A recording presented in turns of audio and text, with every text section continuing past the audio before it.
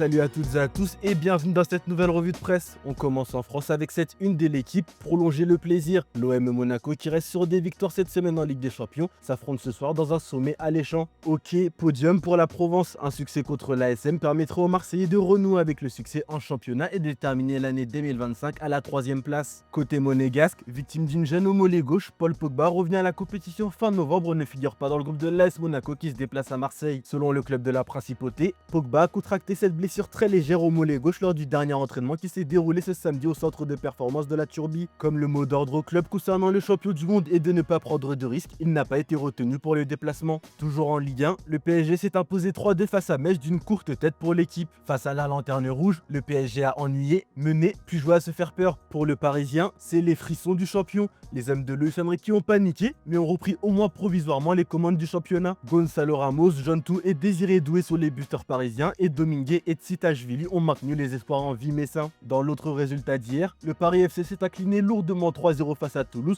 et enchaîne un nouveau mauvais résultat qui pourrait le rapprocher de la zone rouge. Une prestation catastrophique qui a provoqué la colère d'Ilan Kebal qui a pesté contre le niveau global affiché. Pas beaucoup d'équipes ne prennent des buts comme cela, mais ça fait 15 journées qu'on prend les mêmes buts et qu'on fait les mêmes erreurs. C'est mérité. On est très limité offensivement, défensivement, techniquement. On panique et on prend des buts. On joue avec la peur, on panique. Il faut se mettre la tête à l'endroit. Cela va devenir assez grave, mais il y en a marre de prendre autant de buts et de perdre comme ça, a-t-il lâché sur Ligue 1+. Un constat partagé par Kevin Trapp qui a pourtant été décisif en arrêtant un penalty en début de partie. On a eu des gros problèmes dans la profondeur alors qu'on a beaucoup parlé de cela avant le match. Je suis là pour aider l'équipe. Malheureusement, ça n'a pas suffi. Parler du mercato, ce n'est pas vraiment le moment. Il faut commencer par gagner des duels et de la confiance. Il faut avoir de la communication, de l'agressivité. C'est ce qui nous manquait, a ajouté le portier allemand. Toujours en France, ça bouge fortement pour Dayo Upamecano. En fin de contrat en juin prochain, Dayo Upamecano est l'un des défenseurs centraux les plus convoités du marché. Même si les négociations avec le Bayern Munich avancent, le PSG et le Real Madrid sont prêts à tout pour recruter le français. La dernière offre bavaroise formulée aux joueurs ne correspond pas encore aux attentes de l'international français. À l'heure actuelle, les pensionnaires de l'Allianz Arena ont fait de gros efforts et cela pourrait payer dans les prochains mois, mais il reste des détails importants qui doivent être résolus. De l'autre côté, le Real Madrid peut répondre à toutes les requêtes du joueur d'un point de vue contractuel. Selon nos informations,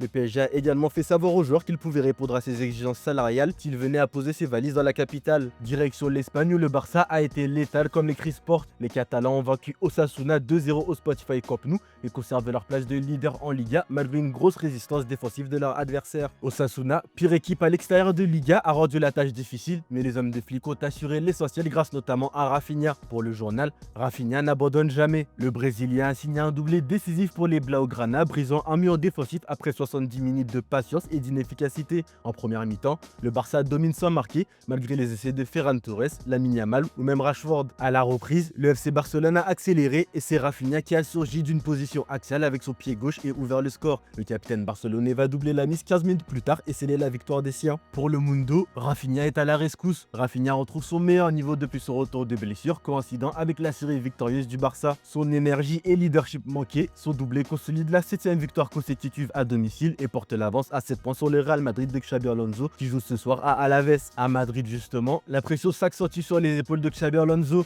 La communication avec le président est bonne, titre AS qui reprend les propos du coach espagnol en conférence de presse hier. Le coach du Real a botté en touche sur son avenir et insisté sur le fait que sa relation avec ses dirigeants est toujours très bonne. No, siempre os digo que para mí lo más importante es el equipo y es el club, evidentemente, y mañana tenemos un partido muy importante por el momento en el que es. Queremos cambiar la dinámica de resultados y tenemos un rival exigente, o sea que eso es lo que nos jugamos mañana. Sí, desde el inicio, desde que estoy aquí, hemos tenido una comunicación constante con el presidente, con José Ángel, con otra gente importante del club, porque vamos en esto estamos todos juntos, desde la confianza, del respeto, desde el cariño, desde la responsabilidad del objetivo común.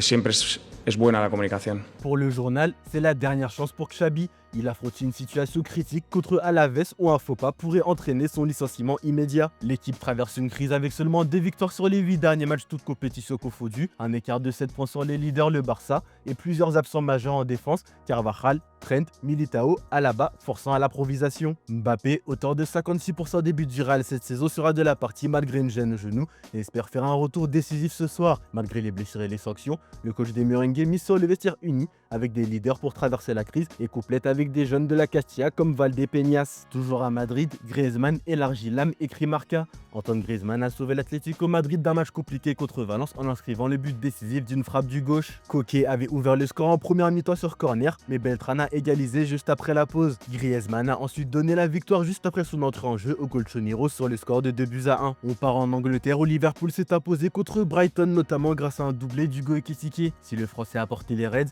l'attention s'est portée rapidement sur Mohamed Salah, remplaçant acclamé par le COP lors de sa rentrée malgré les tensions récentes. Entré en jeu à la 26e minute contre Brighton suite à la blessure de Joe Gomez, le Pharaon a été décisif et a donné la passe décisive sur le deuxième but d'Hugo Ekitike. Pour le Daily Mail, Mo reviendra. À la fin du match, Salah a fait un tour d'honneur émouvant salué par ses coéquipiers et ses supporters qui ressemblaient plus à un au revoir avant de rejoindre l'Égypte pour préparer la CAN qu'à un adieu. Arne Slot a déclaré qu'il s'attend au retour de Mohamed Salah après la CAN et qu'il n'y a aucun problème à résoudre entre les deux.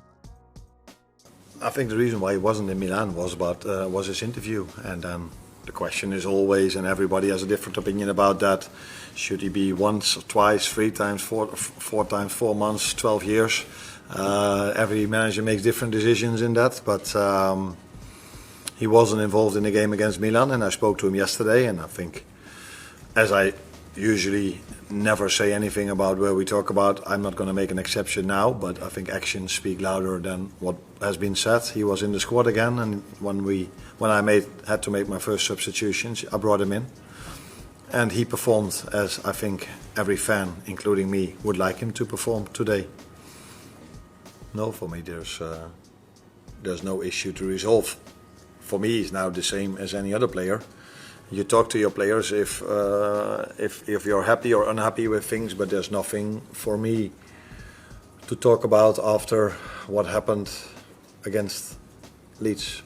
Toujours en Angleterre, Arsenal a arraché une victoire chanceuse de 1 contre Wolverhampton, lanterne rouge de Première Ligue. Les Wolves, qui n'ont toujours pas gagné cette saison, ont frustré les Gunners en première mi-temps en ne concédant pas de tir cadré, un exploit rare cette saison. Bukayo Saka a été décisif sur le premier avec un corner rentrant dévié sur le poteau puis par John Stones dans ses propres filets. Mais à la 90e minute, l'Emirates s'est fait refroidir par l'égalisation d'Aroko Daré avant de s'enflammer à nouveau à la 94e minute après le CSC de Mosquera venu d'un nouveau centre de Saka. Dans les autres résultats notables de la journée, Chelsea s'est imposé face à Everton 2-0 grâce au retour en forme de Cole Palmer qui a marqué pour sa première titularisation à Stamford Bridge en 4 mois. Le deuxième but a été inscrit par Malo Gusto et place provisoirement Chelsea dans le top 4 de Première Ligue. On termine ce tour de la presse en Italie avec ce titre de la Gazzetta.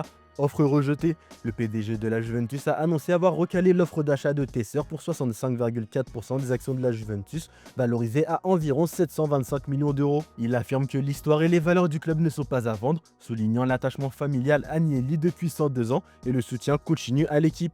Tesser, actionnaire minoritaire du club à 11,5%, visait le contrôle total, mais John Elkann, PDG actuel du club, réitère son engagement. Il mise sur une stratégie gagnante avec la nouvelle direction malgré les rumeurs persistantes de vente. Du côté du Corriere, on met en avant la 15e journée de Serie A qui s'annonce chaude pour la course au Scudetto ce dimanche. L'AC Milan affronte Sassuolo à San Siro avec un Pulisic en grande forme. Le Naples de Conte va tenter de coller à sa place de leader à Udine, tandis que l'Inter ira au Genoa avec l'objectif de ne pas se faire distancier, voire peut-être reprendre la tête.